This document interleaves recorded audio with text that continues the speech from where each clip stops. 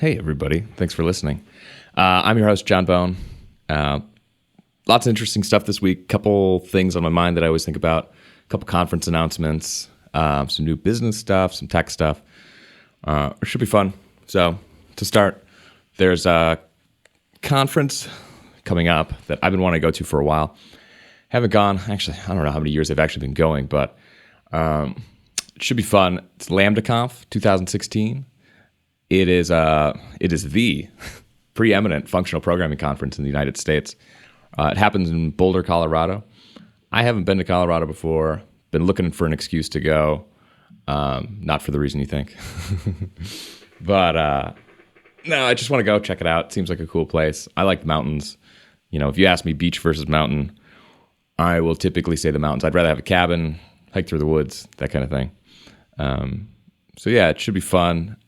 I've looked on YouTube a lot and gotten a lot from their conferences before. If you just look up YouTube LambdaConf, there's lots of good talks about that kind of stuff. They also do it the same week as Boulder Creek Festival, which is cool. I always like it when the conferences try to, sync up with something else that's going on.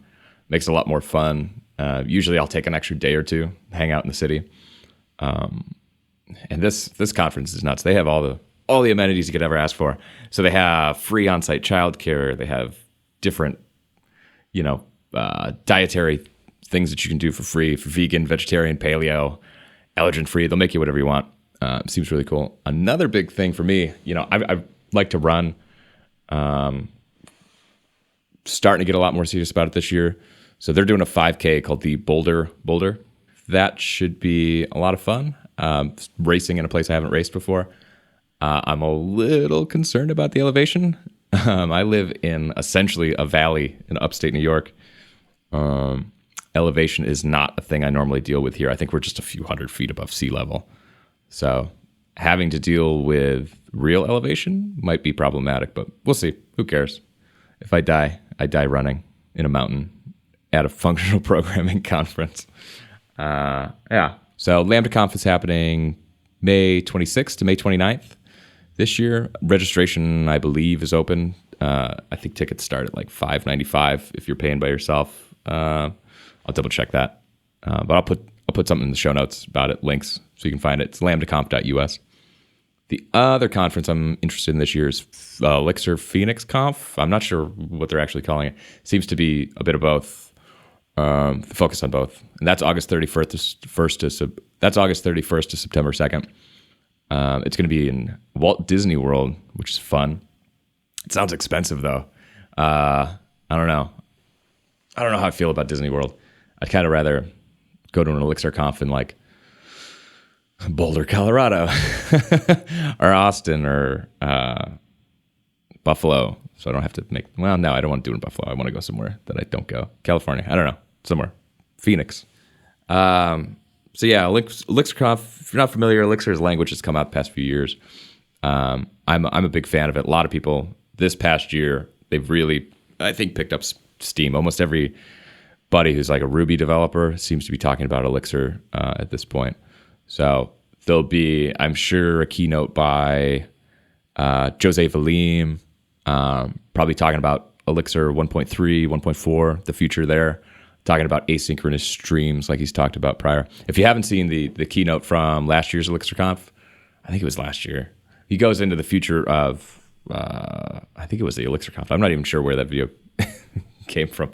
But if you YouTube, if you search Jose Valim, the future of Elixir or something like that, you'll find what I'm talking about. I think he strayed away a little bit from what he was going to do initially. So we'll see. That community, too, is awesome. The Elixir community. I hang out in the IRC. I used to talk a little bit, don't talk as much anymore. I look at the Slack too. Everybody's super nice.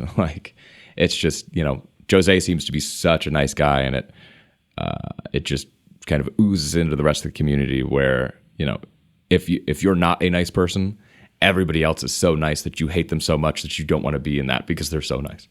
And everybody's really willing to help. So I imagine that conference will be awesome and inclusive and all the things that we want conferences to be. So enough of the conferences. Turning to news. This is kind of more business news than like tech software development news, but every software developer I know more or less has some side thing that they want to get going. inevitably you have to accept payments and set up the business and everything once you've kind of proven the MVP. So Stripe put out a project this week called Stripe Atlas. Their description is, with Stripe Atlas, entrepreneurs can easily incorporate a U.S. company, set up a bank account, and start accepting payments with Stripe. It's cool. Like they set up a Delaware corp for you as a C corporation. So they kind of take all the questions out. Because incorporating in Delaware, for instance, lets you issue stock to employees and makes it easier to raise money. And they have really clear corporate rules and law around it. They have a whole separate court just for business court. I can't remember what they call it. But they have this whole separate business court system, and it makes it a lot easier if you get sued or if you want to go bankrupt, if you fail. That's your exit strategy. Be a Delaware corp. It's easier to go bankrupt. But the first 100 companies through the program are free. After that, it's $500 for anybody. But they open the bank account. You can get payments on Stripe. That's easy enough. You can do that on your own. But having that ability to really easily set something up, I think, lowers a lot of barriers to entry for people. I've always almost had somebody else do that for me. But $500, if you're at that stage, you've proven the thing, you're going to grow, you decided that you want to make a company out of this thing. $500. Why not, right? So yeah, Stripe Atlas. You can go to the website, stripe.com/Atlas, and apply and do the whole thing and start your company. Get it done. So on to some tech-ish stuff. There was a guy on Hacker News this week who posted kind of an interesting question, something that's always I think about probably more than I should. And it's essentially like, as you get older as a program, like, how much useful work do you have left? And kind of like an adjacent thing, when are you getting taken over by, the younger crowd? And are you still a viable software developer? So this guy, he sounded like he was, been doing, C back in the day, call it the 80s, 90s, early 90s, potentially that as a main thing. And, that's for a lot of stuff, that's just not where all the jobs are now. And that's not where all the money's at. So his specific post was, so my recent stint at Microsoft just didn't work out. The tech was cool, but the day-to-day workflow was tedious and torturous. I only held out for 4 months, my shortest gig ever, but it really was the most I could muster. I really wanted it to work, but ultimately couldn't strike that bargain with myself. And he went on to say later, there are more technology stacks than ever, and I'm suffering a very severe paradox of choice. And he misses the good old days when he could just focus on writing a single app and see that ran on a well-understood machine. He has a thing, a lot of guys who have been doing it for a while, Git, which is kind of, you almost feel like you're not part of the market anymore. You see this new market coming in, a lot of these jobs, and it's just, as skilled as you are, it's not something that you've ever specialized in. I think JavaScript is the big one these days. JavaScript is the top used programming language at this point. I think just most people aren't ramped up in it. I'm honestly not ramped up enough in the newer stuff. It's not even new anymore, but like ES6, all the new syntax that I still am not quite sure all the time which function types to use. It's not always clear how to declare my functions, which is problematic for a programming language that is heavily functional if you want it to be. I don't know. For this guy, people were saying, hey, why don't you go do sysops or DevOps? Which I don't know. I think that's a bit of a cop-out, and I don't think there's enough jobs out there. I think if you're really going to do it, you have to go all in. One big thing I think with this, he was a guy coming out of Microsoft. It sounded like that's the type of job he's usually had, kind of bigger corporate jobs. Those pay great. It's fine. I've never liked those gigs. I like to work remote. I like to have more ownership and stuff. I don't want to be one of thousands. I want to be one of tens or hundreds at most. I want to work on a small team. Company I'm working at, we have that kind of small team. Teams are typically not more than 5 or 6. We have one team that's kind of 2 teams that just combine to become one team.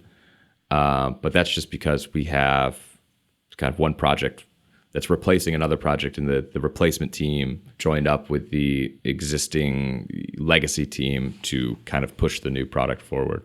So it gets a little bit bigger there, but it's different.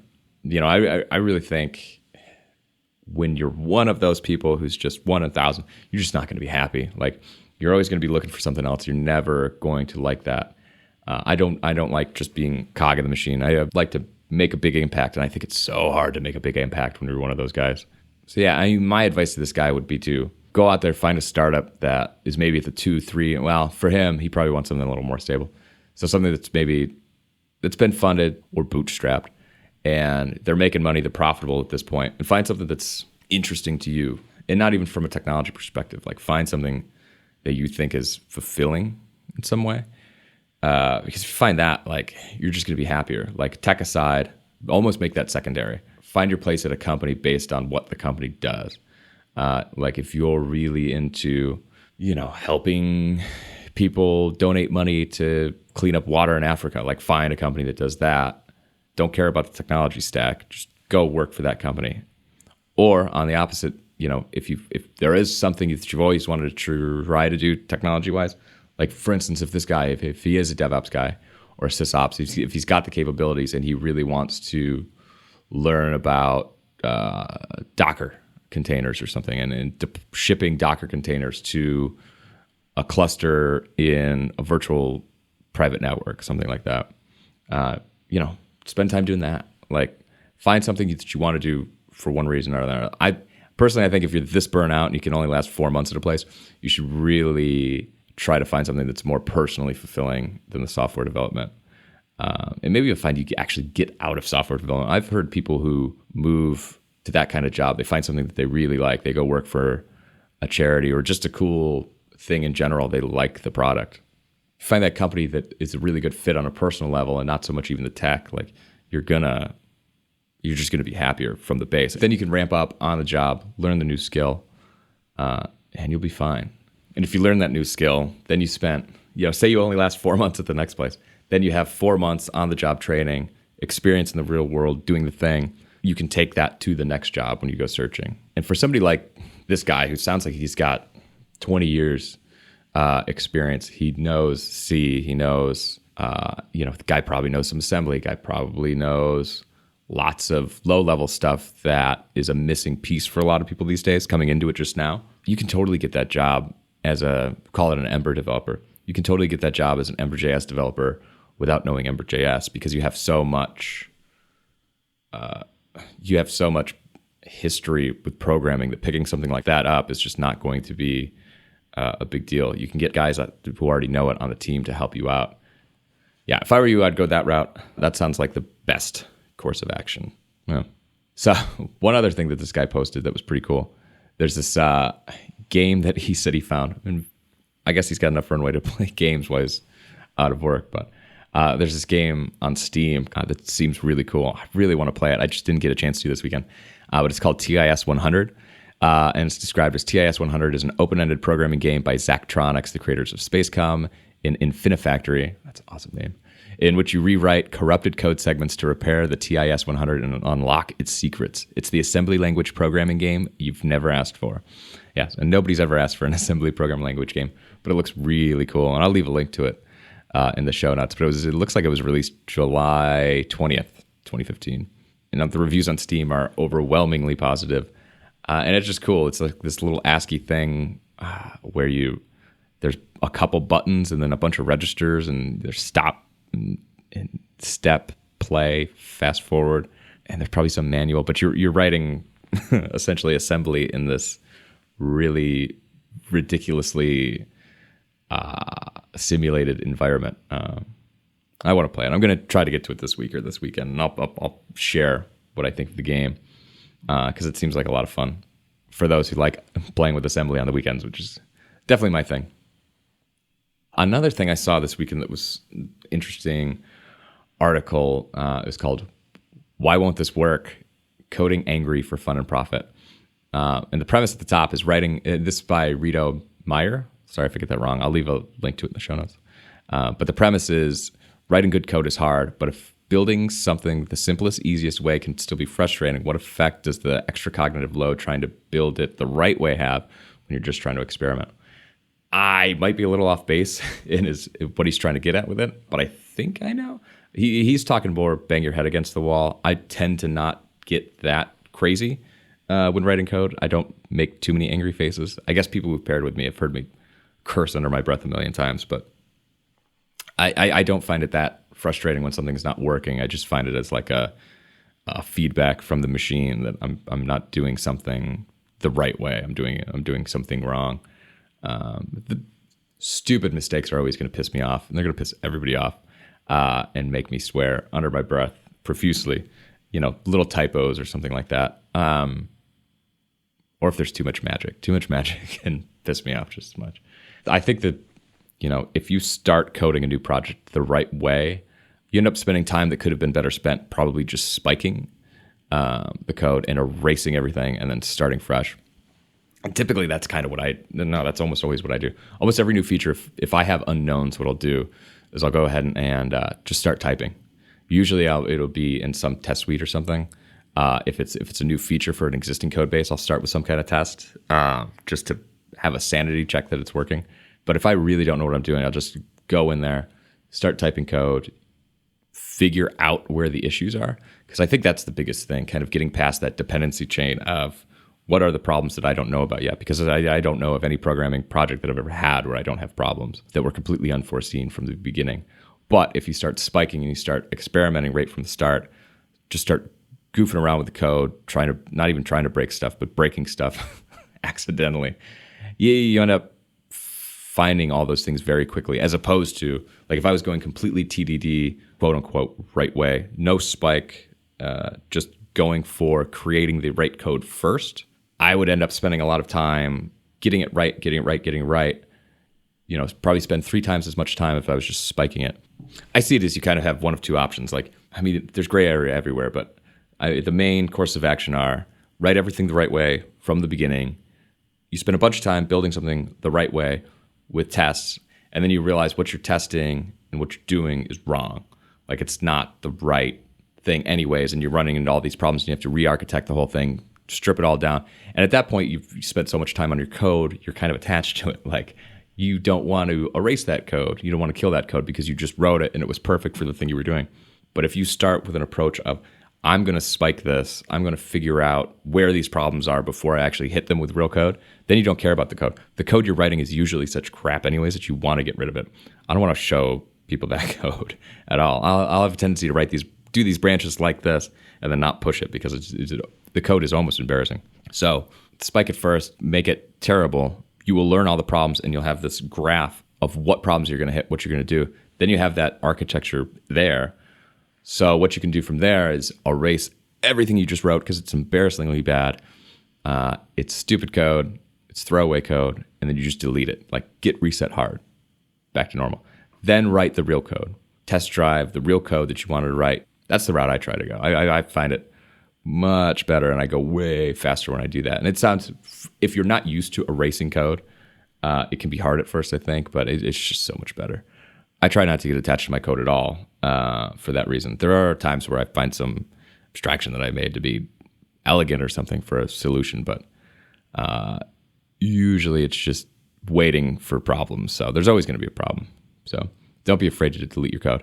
And if you do this, if you try this method, you start spiking, you start just doing stuff, make sure you erase the code, because your code is going to be so bad that if you try to fit it into a real solution, you're not going to be able to write the tests for it. You're not going to be able to, it's definitely like the square peg, round hole thing. Whereas if you erase the code, then you get to build a new round peg to fit in the round hole, and you're fine. So in conclusion, when you're working on projects like this, new stuff, go ahead, experiment, figure out all the problems, write down all the problems, know what they are, trash that code. And that's the most important part. Delete the code because it's terrible. And you'll thank me. And then go ahead and write the real code and test drive it, because now you know exactly where you're going. And I find at this stage, at that rewriting the code, like the actual production code, I find that the code practically writes itself. I don't have to, my thinking is done. I did all my thinking in spiking and experiment mode, and formed my essentially a hypothesis of how the code is supposed to be. And then I'm just executing that. And the tests make it even more so. I totally get into this point, at that point in the code, where I start writing the test. I'm like, why isn't this test passing? I'm like, oh, I haven't written the code yet. It's because I have the code in my head so solidified at this point. That's just, writes itself. So he ends his article with, what's your approach to starting a new project? I'll share this with him. But also, if you have a way that really works for you for this kind of greenfield stuff, let me know. I'd be super interested to hear it. And I'll post this article in the show notes so you guys can look at it and talk about it. The next article this week that I thought was really interesting, it was one of those articles I didn't even know needed to be written. I didn't think a lot of people did this. But upon reading the thing, looking at it, I'm like, yeah, I know people who do that. And it's just such a bad practice. And it leads you to spending a lot of time trying to fix bugs and stuff that is better spent the way it's supposed to be done. So this was written on the site thecaucus.net, which I've actually not seen before. I just happened to run across this. It was like a link on Lobsters or something. Almost seems to be like a Quora thing, or no? I don't know. There's upvoting and downvoting and a $ on this site, post discussion. I have no idea what this thing actually is. But it seems kind of like a cool thing. It seems like a community discussion board. The title of the article was Don't Be an Evolutionary Programmer. The guy's name was Whack, with an extra Family Guy type emphasis. So Whack's basic premise is when you run into a problem or a bug in your code, how do you try to fix it? He kind of puts forth there's two ways. There's one that he calls evolutionary programming, which is bad. And it's essentially going around the code, making random changes to the code to try to fix the bug. Like, I don't know, does this work? Does this work? Does this work? Did that fix it? I don't know. And just repeating that until things start working. I've seen people do, he talks about it. He sees people doing it in interviews. I've seen people do that in interviews who just kind of stab in the dark. It kind of reminds me of my kid when he's trying to spell something in Scrabble, and he'll just put random letters down until he gets the right word that he's looking for. I'm like, no, that's not how you spell it. That's not how you spell it. And it just doesn't work. So back to the tech side of it, he calls it evolutionary programming, and he's essentially saying, you're doing these iterations over and over again of just random mutations of the code trying to get it to work, as opposed to what he contrasts with it. And this is my favorite part of this article. He calls it intelligent design. So intelligently designing your debugging almost, which is cool. So you use tools like debuggers and loggers and code inspectors. Like when something breaks and there's a bug, do you just start hacking at it, or do you use a tool available to do it the right way? Obviously, since it's called the right way, it's probably the right way to do it. And evolutionary programming doesn't work. One thing that I really like about it is he talks about evolution took billions of years to create humans, for instance. And if you apply those billions of years to software development, yeah, you'll probably fix the bug eventually, but it's going to take so long. He also says that the end product of evolution is something so complex that you can't understand it. And that's true. If you're just randomly hacking at stuff, you'll end up with 15 new variables kind of all around the code trying to fix it, and you'll end up with a lot of extra conditionals, and it's just going to be nonsense code. And if you try to put that up for somebody to review at your company, they're just going to thumbs down that so fast. It'll make your head spin. I know I would. I really like this thought about evolutionary programming and how it's a bad thing. Because I see people not debugging properly. And it's something that I think it's hard to teach. I don't know if anybody has any good ideas of how to teach debugging, but I feel like it's always one of those things that's you kind of figure it out or you don't. You just get stuck. I tend to not have too many problems with it. I'm usually pretty quick at finding stuff because I use these tools. I don't go around randomly changing stuff to see if it works. I think it also teaches you how to design better software in general. Being a master of your toolbox makes you a better developer. And, debuggers and loggers are definitely fall into that, code inspection tools. There was a good article I saw on Medium by a guy named Cameron Price, titled "The Best Way to Build a Dev Team: Go Where the Devs Aren't." And I find that really true. What he's getting at with this article is that he's had a couple people suggest to him that when you adopt a new platform, like Elixir, for instance, that you're going to have a harder time finding developers to work on it. And he goes on to say that it's not true. I totally agree with him. Cameron, you are right. And what he talks about is something that I've been talking about for a while, which is if there's a new programming language out there and there's a lot of excitement around it, if you build in that, they will come. you'll find software developers who are interested in that thing, seek out your team to work on this new thing.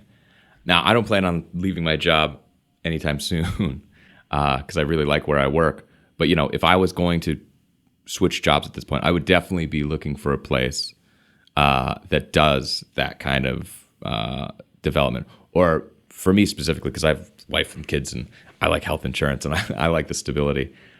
But, I definitely I would look for somebody that's maybe a bigger company with developer and like the 50 to 100 size developer kind of thing, who is bringing in one of these new technologies to replace a piece of their platform or build some new product. It doesn't need to just be a startup who's building these things. If you're a bigger company looking to build up your team, you can build a couple projects in, say, for instance, Elixir, build your team off of that knowledge, like tell everybody that you're using it, put out blog articles, post podcasts, talk to people. Just let them know you're building it. Yeah, and you'll end up finding that you get a lot of really talented people, because the people that you're going to get who are interested in a new program language or a new framework or new thing, they're not the guys who aren't interested in programming and just do it as a day job. These are guys who have spent time after hours learning this thing, find it so interesting that they're willing to change their lives to use it. So I can't think of anybody that I'd rather have on my team than somebody who is willing to make those leaps, who loves programming so much that they want to make those giant leaps. That's for me, that's just like ideal candidate. And he also goes, one thing, and I won't drone on about this article too long because I think you get the point, but he has a little quote in there where he talks about how fun is seriously underrated. And I think it is. Like, man, if I'm having fun, if you can make writing accounting software super fun, like you can make anything fun. I'd love that kind of thing. Like, because then you end up having this technical problem with maybe a boring thing with a interesting technical problem that people typically won't want to work on. But if you throw an interesting programming language on top of that problem, one, it becomes an easier thing because chances are you pick the right tool to fix the issue. But two, it's just a lot of fun, like learning that thing. I think a lot of developers kind of get off on that, just learning the new thing. So if you want to hire new software developers, think about writing in something cool that people want to do. If you're a Rails shop, think Elixir. If you're a Node shop, think Elixir. If you're doing anything, think Elixir. Just because I want to work on Elixir and Erlang VM stuff. It's a really cool paradigm. It kind of hits all the sweet spots. So yeah, if you want to get better candidates, think about bringing in a new programming language. I've really found over the years that it attracts not only more candidates, but better candidates. Because anybody who doesn't want to do the work to learn it or isn't interested in it because they're just not passionate about software development, whatever reason, they're not even going to apply. So you get this kind of pre-filter on their own. Well, I think that's it. There's some stuff that I wanted to get into. I saw some stuff about OCaml, which has always interested me. The ML family of languages is something that I've always wanted to get more into and just haven't yet. So hopefully I'll maybe talk about that one next week. But yeah, till next week, this is John Bone, State of Development Podcast. See you next week.